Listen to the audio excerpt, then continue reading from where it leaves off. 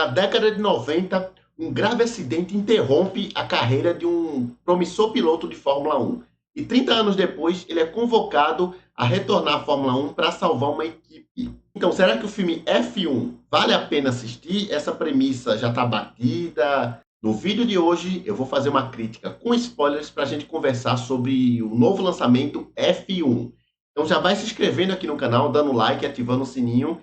E roda a vinheta e vamos falar desse novo sucesso, será? Vamos lá. Fala pessoal do Oficial Geek, eu sou o Igor de Mello e já assisti o filme F1, estrelado por Brad Pitt. Assisti na cabine de imprensa agora na última segunda-feira. E vamos falar aqui do filme, porque, rapaz, é absoluto cinema. Já digo logo isso. Moço, o que é aquilo? Saiu um comentário que viralizou nas redes sociais alguns dias atrás, que é que esse filme, de quem tinha sido o primeiro ainda lá nos Estados Unidos, que esse filme era o Top Gun Maverick com carros. E não há certeza maior que essa. É de fato isso mesmo. E não é uma comparação injusta. É de fato isso mesmo. O que foi Top Gun no céu com o avião é esse filme aqui com carros.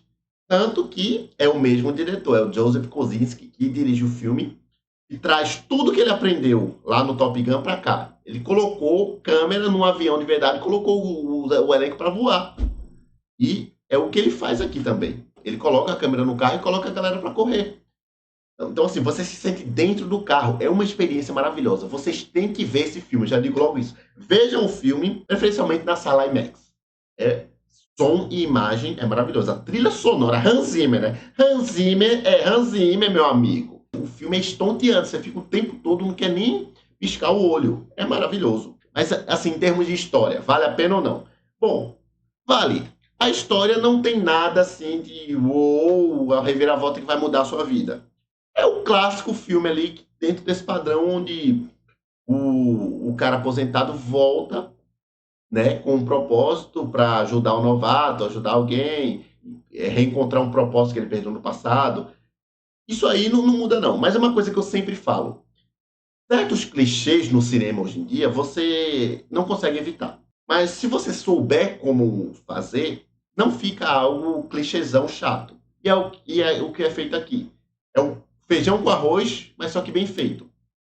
E um visual marcante, trilha sonora, boas atuações. Então, assim, se você souber fazer, passa.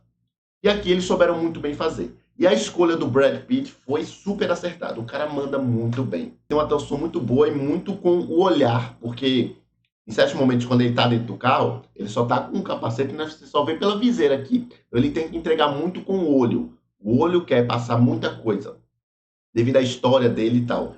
E contextualizando melhor, esse Sonny Hayes, ele sofre um acidente na década de 90. Inclusive, é aí onde entra uma referência ao nosso saudoso Ayrton Senna. Que nessa corrida dos anos 90, ele estava correndo contra o Senna. E aí ele vai tentar fazer alguma coisa lá e dá ruim, ele sofre um acidente, se ferra todo, ferra a coluna, tudo, o cara quebrou todo. E aí a gente descobre a gravidade mesmo quando ele sofre um outro acidente já na Fórmula 1. Ele fica com raiva lá porque alguém fez espionagem corporativa lá dentro da Fórmula 1 e disseram que os carros dessa equipe estavam adulterados. Só que não estavam, os carros já tinham passado por aprovação, fizeram isso só para ferrar eles, porque estava vendo a chance deles de ganhar. Então, quando o Sony descobre isso, ele fica putaço, e aí o carro que eles estavam todo produzido para a Fórmula 1, né, para poder ganhar, não pode mais correr, porque vai para avaliação, eles têm que usar um carro antigo, e esse carro antigo não ia dar conta, e aí o Sony fica puto e começa a correr com raiva. Isso aí causa um acidente. E aí, quando ele vai para o hospital, é onde se descobre a gravidade do que aconteceu com ele nos anos 90. E o que ele teve era algo que poderia afetar a visão dele, deixá-lo cego. Inclusive, em alguns momentos, a gente vê que isso está meio que acontecendo. Ele sente umas dor de cabeça, umas vista turva. E aí, ele é até expulso da equipe, né? Por causa disso, mas depois ele volta. É aquele clássico, ele vai embora, você não pode mais fazer isso, vai embora. Aí depois o cara dá um jeito e volta. Clichêzão, mas bem feito.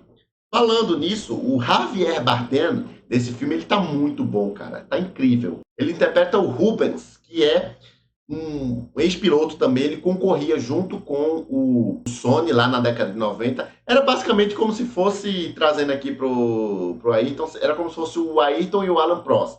Era os dois lá na época. Eles eram rivais nas pistas, tal. E aí Depois que o Rubens ele vai envelhecendo, ele abre a sua própria equipe lá na Fórmula 1 e começa a concorrer. Só que aí ele tá com a dívida muito grande e a equipe vai ser vendida se ele não pagar essa dívida. E ele vai atrás do Sonny Hayes justamente para isso, para o Sonny trazer a vitória que ele estava precisando. Porque eles têm o Joshua Pierce, né, que é o Danson Idris, que é o piloto promessa da equipe. O cara é muito bom em tudo, mas eles precisam de um outro piloto para trazer, não só para orientar ele, mas para ajudar a trazer a vitória e o cara não perder a equipe. E aí, o plot do filme é isso. O Rubens vai atrás do Tony para trazer ele de volta. E tem aquele clichê clássico, o cara, eu preciso que você venha e tal. Ah, não vou não. E vai embora. E daqui a pouco o cara chega lá, né? Literalmente tá no poster do filme que o cara tá lá, então não tinha como ele recusar. Mas assim, é uma parceria muito boa porque os dois se respeitam muito. Eles têm seus atritos, mas eles se respeitam. E é uma jornada muito interessante. E o Rubens, ele passa a tensão de alguém que tá com tudo a perder. O cara fica nervoso, ele até brinca, o Sony veio pra cá pra me infartar. É maravilhoso. E aí, a gente tem também o Danson Idris, né, que faz esse tal Joshua. E olha, ele é um babaca do cacete no começo. Você tem vontade de que o Brad Pitt pegue esse carro e atropele aquele moleque chato. Porque o carinha é chato. Ele é o babacão, se acha o dono do mundo. E ele não corre por prazer a corrida, ele corre porque ele quer fama, quer arroba, viralizar no Instagram, parceria. Ele só quer isso, dar um sorrisinho pra imprensa. Ele é assim, o estereótipo do artista babaca. E aí o Sonny Hayes entra para dar uma lição de moral nele. Porque ele é muito bom, só que ele não usa estratégia. Ele só quer ganhar, mas ele não quer fazer isso da forma correta. Não é que ele quebra as regras. Enfim, ele não usa da maneira correta a habilidade dele. E tem muitos atritos interessantes entre ele e o Sony justamente por causa disso. Porque o Sony diz pra ele, você não tem que correr pra ser famoso, você tem que correr pelo prazer. Se você tá fazendo só por ser famoso, então você tá no lugar errado. Então é muito bom. E assim, ele tenta humilhar de várias maneiras o Sony, dizendo que ele é um idoso de 80 anos, fica de ondinha lá nas coletivas de imprensa.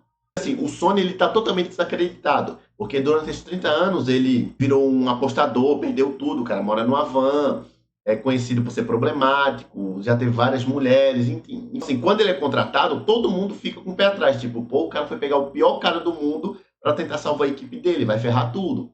Então, assim, a própria imprensa pega no pé dele, isso traz críticas bem interessantes, tipo, a imprensa tentando encurralar ele na coletiva de imprensa, eu acho engraçado que ele só responde sim, sim e sim, e se levanta. Então, assim, é bem legal. O Brad Pitt, ele tá muito bem nesse filme, cara. O cara foi incrível, incrível, incrível. Outro personagem que eu gostei também é a Kate, porque toda a equipe tem o seu chefe de engenharia que faz os carros. Aqui é a Kate e é a Carrie Condon e ela tá muito boa também. Ela é muito cética no início em relação ao Sony, assim como todo mundo, só que com o tempo ela vai vendo o potencial dele. Ele percebe os problemas que o carro tem, onde ela tem que melhorar na engenharia para o carro ficar melhor nas pistas. E eles desenvolvem um relacionamento amoroso depois. É bem legal e tem uma cena que ela descobre a verdade do porquê ele faz o que faz, porque assim, ele é aquele cara que procura aventura a todo custo. Ele não tem medo de morrer, ele pega o carro e vai embora, ele faz o que tem que fazer. E aí a gente descobre também por quê, porque assim, ele ficou 30 anos afastado da Fórmula 1. Por que voltar agora? Não foi só porque o amigo dele pediu. Tinha um motivo. E fica no alto o tempo todo esse motivo. E no final, depois que eles têm a noitada lá, ela consegue conversar com ele e ele explica o porquê. Ele fala que está tentando encontrar o prazer de correr novamente. Porque ele diz que quando estava nos anos 90 no auge lá, ele tinha momentos que quando ele estava na pista, 300 e tantos por hora, tudo sumia, ele sentia que estava voando, que era só ele e a pista. Ele queria encontrar essa sensação de novo que ele perdeu. E aí, isso é o que move ele. Ele não está lá por fama, por dinheiro, por nada. Isso que é legal. Porque ele tem um arco muito legal nesse filme, o Sony. Porque ele começa de um jeito e ele termina, de certa forma, de um jeito. Ele termina porque, assim, claro, no final ele consegue ganhar a grande corrida depois de todos os perrengues. Mas, assim, ele não faz isso por causa do dinheiro nem fama. É muito interessante. Depois que ele ganha a corrida, ele comemora, nem um troféu ele quer receber. Quando o cara vai entregar o troféu para ele, ele chama o amigo, né, o chefe da equipe, entrega e diz: não, o mérito é dele. E aí ele vai embora, ele se veste e quer ir embora. Tipo, ele conseguiu o que ele queria, que era esse título, mas agora ele pode viver tranquilo e continuar procurando as aventuras dele. Então, assim, ele não. Porque eu até pensei, no final acho que ele vai reconsiderar e vai montar uma equipe própria, virar um chefe de equipe. Não, ele continua na vanzinha dele, viajando por aí, procurando corridas desafiadoras para ele fazer. É isso que move ele. Essa tipo, principalmente depois que ele reencontrou essa paixão de correr, ele vai continuar fazendo isso de outras formas, com outros tipos de corrida, não necessariamente só na Fórmula 1. O filme é bem legal. E sobre o Joshua, ele também tem um arco interessante, porque ele começa como um babaca do cacete, que você odeia ele, só que ele tem o seu momento de redenção. Em um dos momentos, porque eles estão correndo em equipe, em um dos momentos, o Sony tá tentando ajudar ele a vencer. Tipo, eu vou atrasar o máximo que eu puder a galera e tu vai passando. E aí chega um momento que ele diz, é para você fazer tal coisa, tal movimento, só que quando eu mandar, não faz ali porque vai dar ruim. Aí o cara todo impulsivo, todo babacão, vai e faz e se acidenta, quase morre. E isso ressignifica as coisas para ele. Ele fica alguns meses afastado porque ele se queimou a mão e tal. E aí isso aí começa a fazer ele ver as coisas por outro ponto e começa a entender o Sony, porque no início ele não entendia, ele achava que era o vovô que estava querendo mandar em tudo e que ele era o topo do mundo, mas não, ele começa a entender, ele começa a modificar tudo, até que chega um ponto que os dois passam a correr em equipe, não um contra o outro, igual tava. E é aí que a gente tem momentos muito interessantes, onde o Sony, ele vai aqui no comunicador dizendo, faz isso, faz aquilo, eu vou fazer isso aqui, tu vai para aquele lado ali. E é muito legal essa sincronia entre os dois depois que eles se acertam. E o próprio. Então, é um arco muito interessante também. Para quem curte velocidade, esse filme é um prato cheio, porque as cenas de corrida são muito bem feitas. Eles oferecem o melhor que a tecnologia tem hoje em dia. Não é uma corrida só feita com CGI. Os caras estavam lá na pista, correram de verdade. Claro que tem os dublês e tal, mas foi feito tudo da maneira mais prática possível. E o que é bem legal é o Joseph Kosinski, ele é muito bom para esse tipo de filme. Eu espero que ele faça vários outros projetos envolvendo, seja avião, carro ou o que quer que seja, porque o cara é muito bom, o cara tira a onda de um jeito. Eu até fiquei pensando, cara, imagina um filme de corrida com o Tom Cruise e o Brad Pitt, imagina. Não ia dar não, não ia dar não, não ia dar, porque primeiro você ia ficar, quem é que ganha? Os dois têm que ganhar, porque os dois são foda. E tem referências ao nosso saudoso Ayrton Senna, como eu já falei, que mostram a grandiosidade que Senna tem na Fórmula 1. Impossível você fazer um filme de Fórmula 1 sem ao menos fazer alguma referência para ele. E é claro que o filme que é produzido pelo Lewis Hamilton ia ter alguma referência. Eu sabia disso, porque o Lewis Hamilton é fã declarado do Senna. O cara até foi convidado um tempo desse aí para dirigir o clássico McLaren do Senna, tá, numa apresentação especial. O cara ganhou o capacete amarelo, então até na cena do acidente lá que o Sony sofre, que ele estava contra o Senna, dá aquele aquecida no coração, porque você vê ali o capacete amarelo passando a toda velocidade. Você faz lá, é o Senna lá, você fica, porra, bicho. É maravilhoso, é maravilhoso. Eu sou fã do Ayrton Senna, sempre fui. É uma pena que ele tenha tido uma morte tão precoce.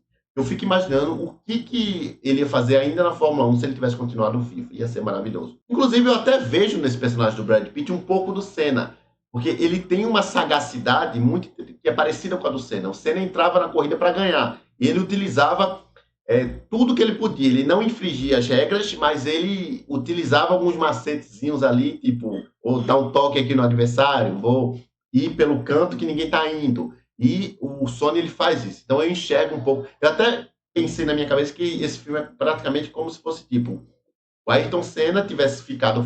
O acidente que o Senna sofreu na época não tivesse matado ele tivesse ficado fora das pistas e tivesse que voltar agora. Eu vi um pouco disso ali. Na minha cabeça, é como se eles quisessem meio que ter feito um paralelo ali. Como se fosse o Senna voltasse para as pistas agora. Então assim, galera, esse filme ele vale muito a pena assistir. Eu fiz aqui um resumão sobre o que aconteceu. Tem outras coisas também, mas que é interessante que vocês vejam, né? Mas eu quero que vocês me contem nos comentários se vocês já assistiram, o que acharam do F1 e se já assistiram também, quais partes vocês mais gostaram. Eu gostei do filme todo. Eu dou nota 10 para esse filme, porque é muito bem feito, muito bem coreografado.